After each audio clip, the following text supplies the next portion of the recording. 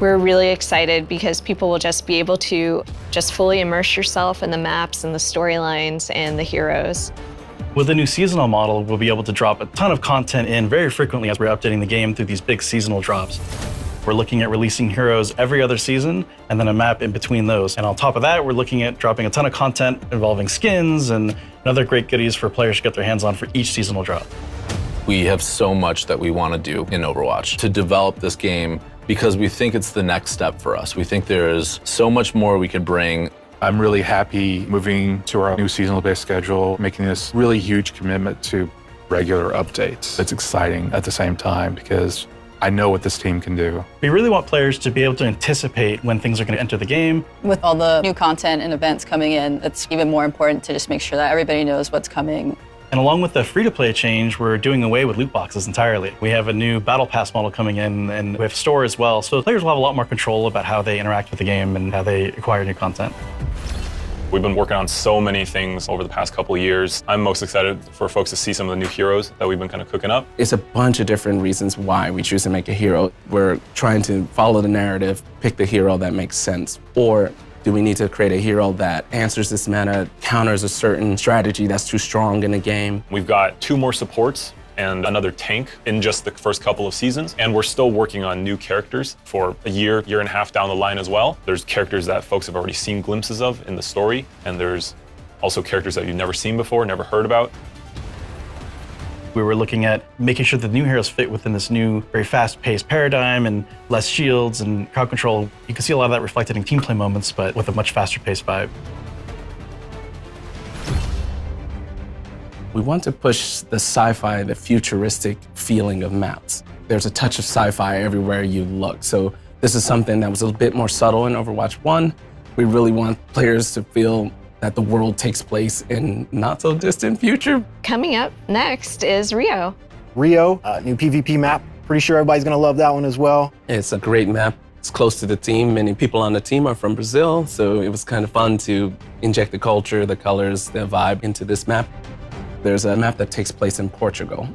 This map is pretty close to the team because our lead environment artist, he's from Portugal. People from the location should really get a sense that we've done a ton of research and we were very inspired, and I think we captured it pretty beautifully in the game.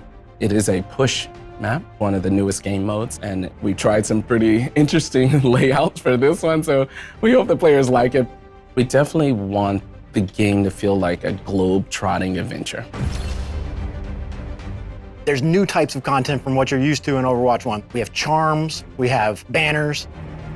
The current mythic skin that's in the works that I worked on actually is for Genji. He's got this kind of cyberpunk Japanese demonic theme. Mythic skins are meant to be this next tier of skins above legendary. We want players to be able to go in there and pick and choose certain pieces meant to be this extra awesome legendary skin that you can customize. We're concurrently developing quite a few mythic skins. They're going to be released over the seasons. All this amazing stuff, all of the amazing skins. For weapon charms, really what we're looking for there is just for the players to be able to express themselves and dress their character up. One of our core tenets on Overwatch visually is to focus a lot on the first-person view. We want you to be able to see it and enjoy it while you're playing the game. One thing that was really important to us was to make sure that players, if they earn anything in the game anywhere, that they're able to use it everywhere. So if you earn something on console or on PC or on Overwatch 1, you can always use it in anywhere in Overwatch 2 as well. And with each new season, there'll be a ton of new content and a new battle pass as well.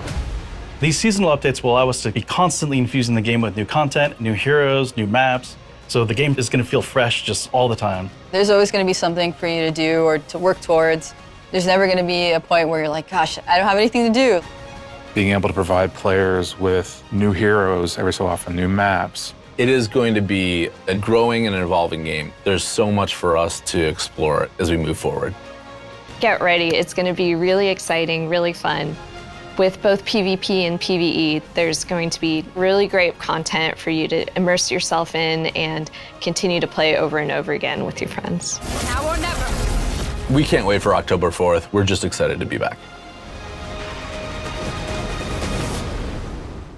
You mentioned that PvE is coming in 2023. Now, can you tell us how the development is going and why the team is committed to bringing these type of experiences into Overwatch?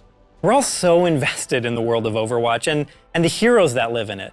And through the years, we've developed cinematics, animated shorts, and graphic novels for our players who just want to get deeper into the lore.